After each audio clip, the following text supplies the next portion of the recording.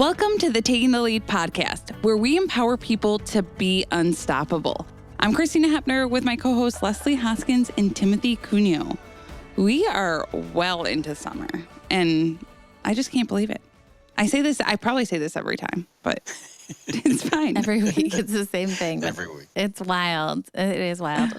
Timothy, wild what's going and hot. on? Yes, I know. Well, I found out this weekend we need to expect the really unexpected at a store.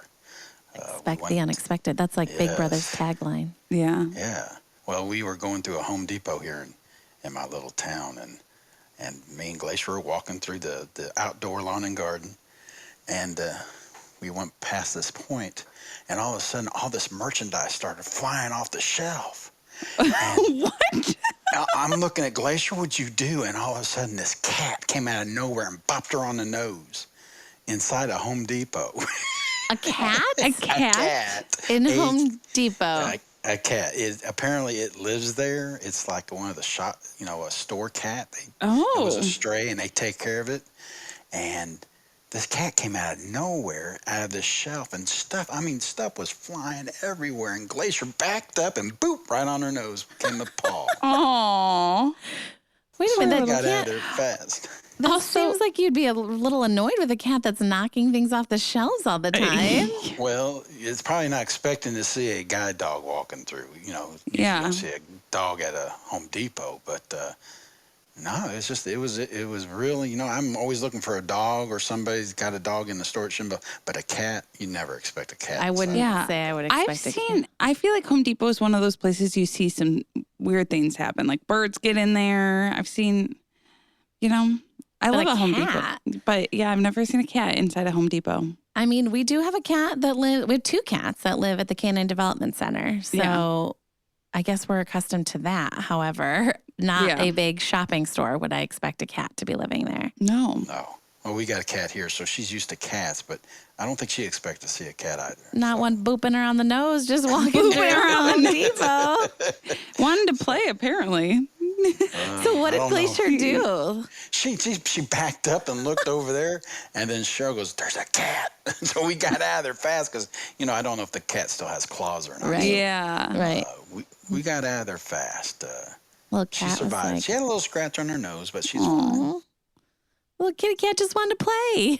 Saw a friend." It was a tuxedo cat, so it was a pretty cat. Oh. Well, Just roaming the store. you never know. I'm just looking for a water fountain for the house, and all of a sudden, boop, here we go. I love that sound effect. That's so funny. Okay, well, I'm glad you guys survived that. That seems Yeah. like a bit of an attack that nobody anticipated. Well, it's just all the guide dog uses out there. Be prepared even for the stuff you don't think's going to happen. Right? It can. Listen, expect the unexpected. No truer words. Okay, well, I guess I'll be on the lookout next time I go to Home Depot for a feline friend. Did you get the name of the cat or anything? No, we really didn't ask. I was really wanting to find a fountain, so He was on a just mission. carried on. A man on a Yeah, mission. Well, I'm still on that mission because we didn't find one that day. So Hmm. I like to have a water feature out front so I can hear the bubbling of the water. Maybe the cat was trying to tell you where the fountains were. Maybe you're supposed to follow the cat, like a guide cat inside the store. What is Leslie making up I'm right just now? thinking, like, maybe if we can train dogs to do things, who knows what these cats are capable of? In Home Depot? I don't know. Listen, I've never heard of a cat What, a living there. salesperson cat that's helping you? We've got a cats sales that cat? work for us. We have a chief feline officer. That's true. Crazier things have happened. Put the little orange apron on it. It says the Home Depot on it. Oh my gosh, can you come on. imagine? That'd be so Oh my gosh. cute. Great marketing. That's all I think. I'm like, Christina's like, think of the socials. Think of the socials. Yeah. Oh gosh, it'd be so good. Okay, Get well, Home Depot sponsor this episode. no kidding. That'd be Yeah. fun. That would be fun. I do Okay. love the Home Depot. Well, I'm glad you guys made it through that, and hopefully you'll find that fountain. Yeah, we're looking. Best of luck to you. All right. Well, after all that, we're going to dive right into it because our guest is a volunteer with a very unique role at Leader Dog. Yes, Eric Walters had a longtime career in finance and accounting before retiring 7 years ago. After his retirement, he was looking for a volunteer opportunity that he could do on an ongoing basis.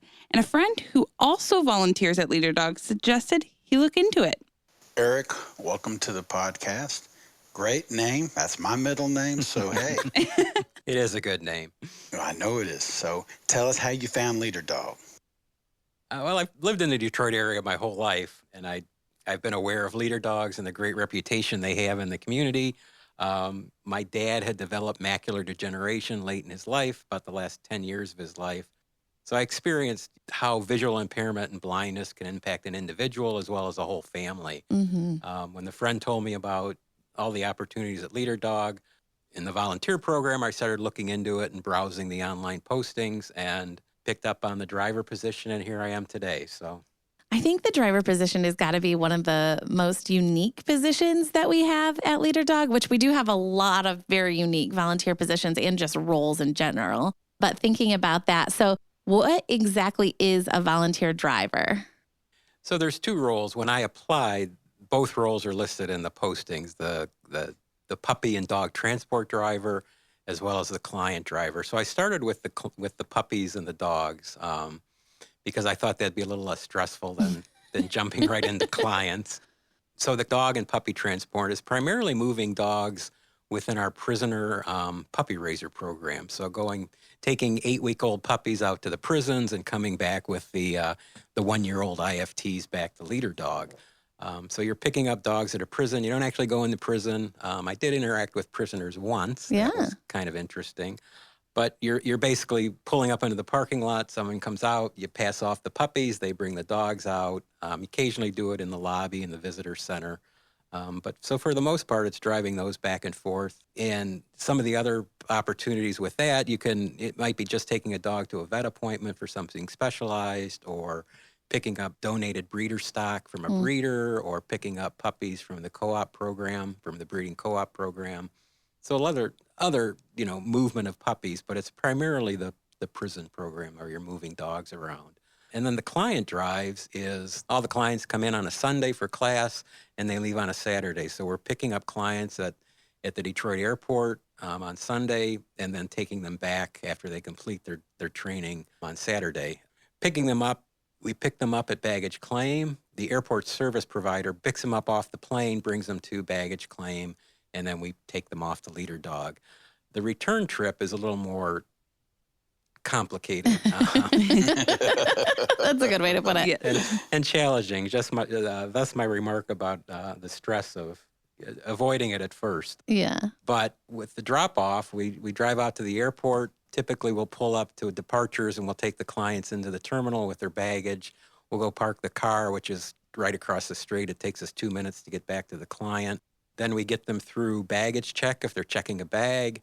And then it's through TSA, walking them through TSA and make sure that goes smoothly and give them a lot of assistance.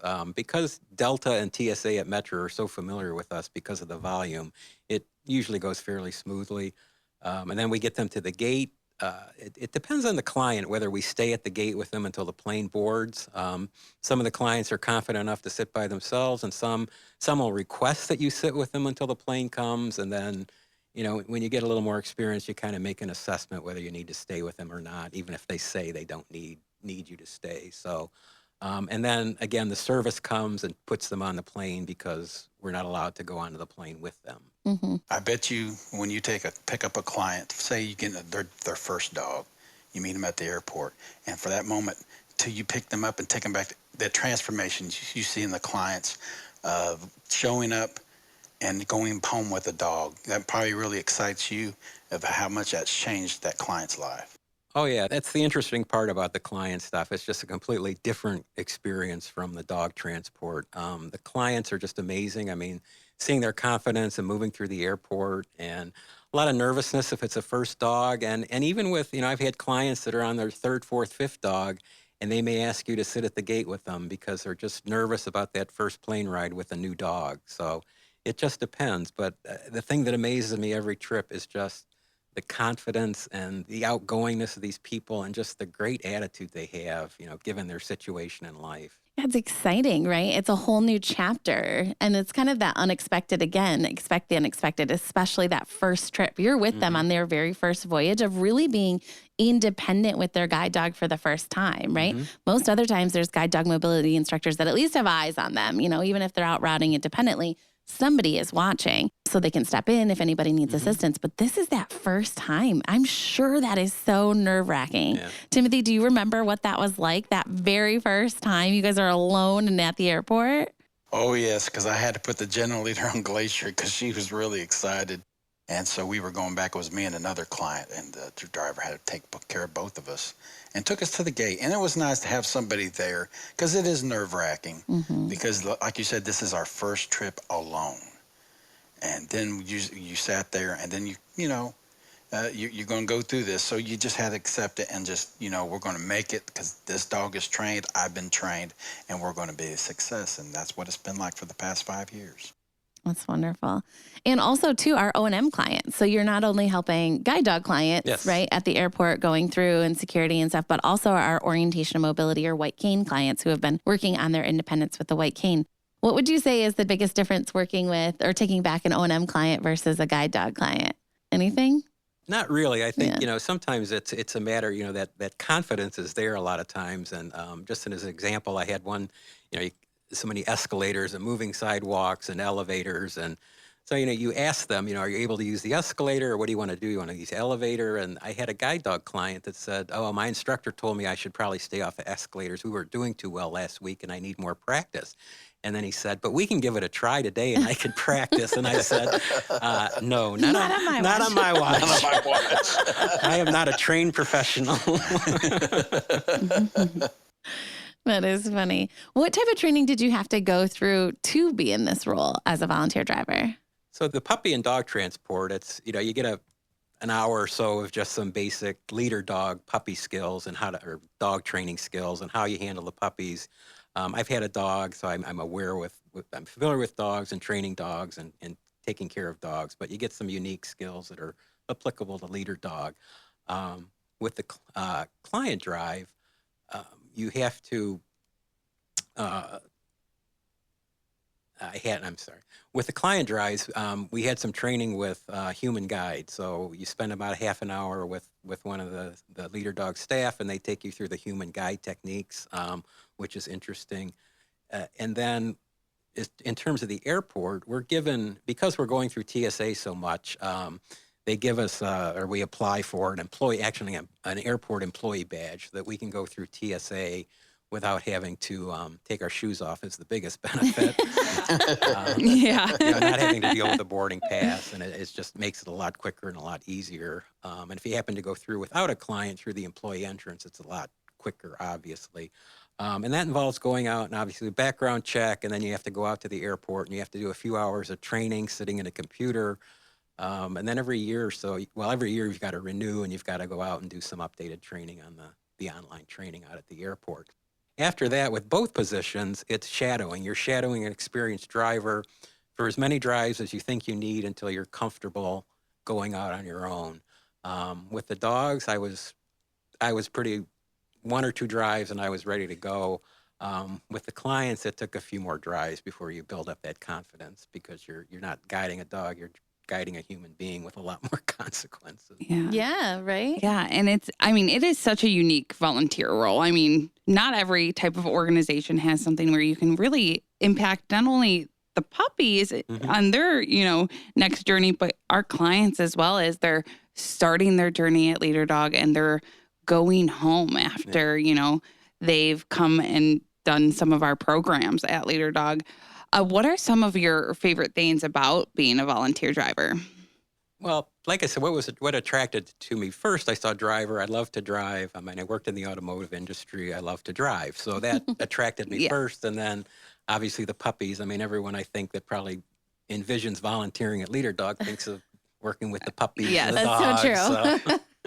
So that's the fun part. And that's what attracted me to it. With the clients, it was, once I got comfortable with leader dogs and I started learning a lot more about leader dogs and just what goes on here, I felt like I needed to branch out and do something more. And I really then delved into the client position because I wanted to interact with clients and get that experience as well. I know, it's crazy. I mean, people still do think of us as a dog organization and puppies, and we are, but we're about our clients. And so to have firsthand experience and be a part of that mission is very, very cool. And we're so thankful to you for doing that role because honestly, back in the day, I'll say, and even before my time, really, it was up to the instructors to go pick up clients from the airport and then drop them off. And those are long days and long hours already. And then you add in those weekends every time too. And it's exhausting. It's a lot, right? And we want to make sure that our instructors are, feeling refreshed and up to par and ready to take on those challenges and give it their all when they are there. So having volunteer drivers to assist with that is absolutely huge. I hear about, Erica and Barry from the O&M perspective, they used to work like 20 some days in a row because they were constantly getting clients on Sunday and then dropping them off on Saturday, picking the next, round of clients up the following day, Sunday. Wow. And it was a nonstop. And so again, to have that volunteer position to assist clients through that it's just absolutely incredible. It's such a huge help to the instructors so they can stay refreshed during their time and like I said, give it their all. So thank you for doing that. I am curious too, what is the farthest trip you've taken? Because you mentioned taking the puppies out to these prisons and we know some of those are pretty far away. The farthest prison I went to was in the Upper Peninsula, Baraga Correctional Facility. It's at the southeast corner of the Keweenaw Peninsula. So Wow. in terms of the prison drives, that's the farthest I've gone. But then for breeding and puppy stock, I've been to Baltimore, Syracuse, Oh my gosh. Madison, Wisconsin, Chicago. I didn't Wow. think I knew that. That's All over the nuts. country. Yeah. And some of them are unique because you're meeting a person. You pick a parking lot to meet in, and so you're sitting. It's like Facebook Marketplace Yeah. for puppies. But you're easy to spot because you're in a van emblazoned with leader Yeah. dogs. So Yeah. they can spot you pretty easily. So That sounds fun, but a little sketchy as well. Just yeah. pick a parking lot. I'll be in the big van. I've heard about people. I'll take all the puppies. I've heard about Can you imagine somebody watching that? because I've heard about people, getting a dog and meeting the breeder at some rest stop at an exit. It's like, it's kind of sketchy. Yeah. And here we are doing it in leader dog. But that's incredible. Same thing, right? Like you're helping so many team members out by doing that, and which ultimately is helping the mission. So it's such an important role. Oh, and I picked up a dog in Canada, a puppy from a co-op program in Canada. So Nice. So when you have all these puppies and you're taking them on these long trips, you have to let them out? Like you have to stop and try to let out. What is that like? Just logistically thinking about that. Yeah, a lot It's of like- bags. And so with the puppies and the dogs, it can be a joyful experience or a not so joyful experience, depending on how well behaved or how well the dogs handle the crate and being in a vehicle. A lot of the prisoner puppy dogs, they were taken up to the prison and they may have never been in a vehicle again. Yeah. So it's hard getting them in the crate sometimes, gosh. and then they're just not comfortable driving. So it can be a lot of barking and whining. It can also be a lot of vomit and poop. It just, What a glorious Yeah. job glorious you've job. got. my first few jobs I had perfect dogs. I didn't have any crate mess ups or anything. And then about the third or fourth one, it was just a disaster. I was cleaning crates at every stop. And, Oh my gosh. and one of my sister-in-law said to me, "So the shine's kind of come on." But you've stuck around, and Yes. we are so thankful for that. And so what keeps you motivated? Because obviously there's some challenging parts to it. But what keeps you motivated and active to continue to volunteer with Leader Dog? I think it's a couple things. I mean, with any of the drives, especially with the dogs, it's you're like I say, you're driving around in this van that's emblazoned with leader dogs. You're stopping at rest areas or park, McDonald's or wherever you're stopping. Usually a rest stop to park the dogs and give them some exercise. So people are attracted to the van, and then if you're out parking these, especially the puppies, Oh, you've I'm got sure. 2 or 3 puppies out there, and it just attracts people, and they come up and talk to you, and so it's fun, and I enjoy kind of being an ambassador for Leader Dog and just talking up Leader Dog and trying to answer as many questions as I can, hopefully, Yeah. factually. Yes. If I don't know the answer, I tell them I don't know the answer. So that's part of it. I mean, that's the biggest part, I think, that keeps me motivated. It's just an incredible organization, and having the opportunity to be one of their ambassadors is cool. Yeah. And I'm sure the client stories you hear as well. You meet people from all over the country who come in. Yep. And sitting in the van with them for an hour out to the airport, and then, standing in line and, at TSA and such, and then sitting at the gate, and them sharing their experience is just incredible. I mean, you don't probe too much. You don't want to say, hey, how did you become blind? It's like, you just, like I said, I was telling Leslie earlier, we had a client and he asked me, did I tell you how I became blind? And I said, no. And he said, can I tell you? And I said, if you're comfortable. Yeah. So when they tell you their stories, and, again, it's a learning experience every drive, because you may be learning a new technique, on how to handle something, or primarily, you're learning about, what causes blindness, and so many different ways to become blind, whether it's injury or disease or hereditary. And then just the technology and the way people that are, the technology today and all the new things coming out that help them. It's just incredible. Every drive is a learning experience. So I'm sure you hear all the highs and lows. Well, Eric, I'll let you know, I remember the first person that picked me up from my O&M. And I remember the person who took me back to the airport. So I remember all this. So the clients remember you. So I have a good feeling about that. And I want to thank you for doing this, because you free up time for the GDMIs and all the instructors, so they can focus on the dogs. And it takes a village for Leader Dog to exist, and you're one of the key pieces for us, and we want to thank you for doing what you do and volunteering. Thanks. That's one of the things about Leader Dog is everyone is so appreciative. I mean, you're thanked, every day. I mean, you don't leave Leader Dog without being thanked, and I think that goes a long way, I think, with the volunteers, whether they say it or not. But it's amazing how, you really feel like you're contributing and that people are appreciative of it. And I appreciate that. So thank you. That's so wonderful to hear. I feel like we say that stuff kind of all the time on the podcast, and I hope people believe it and can feel it, because it is so true. Like, it's just a phenomenal organization. The work that is happening there from all of the team members, all of the volunteers, and the clients, of course, because they're the ones ultimately, putting in the most work at the end of the day, and our donors who support us. It's just a really great place to be. So I hope that vibe is coming off all the time. Believe me, it feels genuine every time. So. Good. That's fantastic to hear. And I have to ask before we end, because you got to be one of the fun volunteer drivers for camp, which is, again, just something I love to talk about. So I have to ask, what is it like, or the differences between picking up campers versus our clients who are coming for other programs? Picking up the campers is unique because, you're spending. So as I said, when you pick up someone, they come out to baggage claim. So this last camp, I had a drive where we picked up 8 campers. So they come out, 3 of them were on the same plane, 2 of them were on the same plane. So they either come out solo or in a group, and then they seem, even if, some of them know each other. Yeah. So they've already, they know each other from home.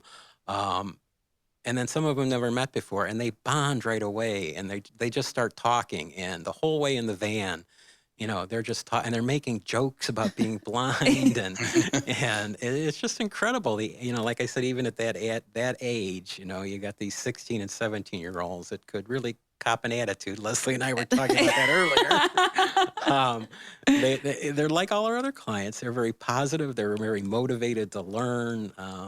It's amazing. It's just and just listening to them is just hilarious. So, and I can only imagine, because this last group we had in was so funny. They were so good, and they got along so well, so quickly. And I'm sure the ride home or back to the airport was sad, and tears and hugs. And well, taking them back, I only had one. I had, they group them obviously by flight time, so that they're not sitting at the airport for a long time. So I took one client back. So I didn't have a group of teens going back. I just had one guy. So. Yeah, they are wonderful. Well, thank you, Eric, honestly, for joining us, for all that you do with Leader Dog. It's absolutely fantastic. It's such a unique and fun role. And as you can hear in Timothy's voice, too, he remembers his drive. It's so important. So thank you. Okay, thank you. Thanks for having me. Of course. And thank you so much to our listeners for listening to the Taking the Lead podcast. I'm Leslie Hoskins with hosts Christina Hepner and Timothy Cunio. We hope you enjoyed learning about Eric and the important role he plays at Leader Dog. Please join us next time as we continue to dive into the world of blindness. Yes, and if you'd like to learn more about applying to our free services at Leader Dog, or volunteering, you can head to leaderdog.org or call us at 888-777-5332. Don't forget, you can reach us at takingthelead@leaderdog.org with any questions or ideas. If you like today's podcast, make sure to hit subscribe and check us out wherever podcasts stream.